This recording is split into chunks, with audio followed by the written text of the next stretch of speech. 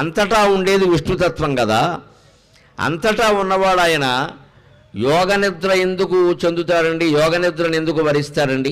యోగనిద్ర గురించి మనం ఇప్పుడు చెప్పుకోవాలి. ముక్కోటి ఏకాదశి సందర్భంలో మనం చెప్పుకోవాలి. ఎందుకంటే ముక్కోటి ఏకాదశి అంటే ఏమిటి? సరిగ్గా ఆషాఢశుద్ధ ఏకాదశిలో శ్రీ మహావిష్ణువు శయనిస్తాడు, యోగనిద్రలో ఉంటాడు, ప్రారంభిస్తాడు. దాన్ని శయన ఏకాదశి అంట. తర్వాత శ్రావణం, భాద్రపదం, ఆశ్వీజం అయ్యాక కార్తీక శుద్ధ ఏకాదశి నాడు నిద్రలేస్తాడు. దాన్ని ఉత్థాన ఏకాదశి అంటారు.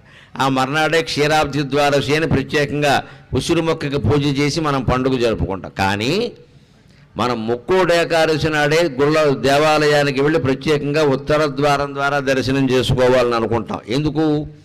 శ్రీ మహావిష్ణువు 4 నెలలు యోగనిద్రలో ఉన్నాక దేవతలకు దర్శనం ఇవ్వడానికి 1 నెల పట్టింది. భగవద్ దర్శనం అంటే ఏమిటో ఆలోచించనులుగా తలుపు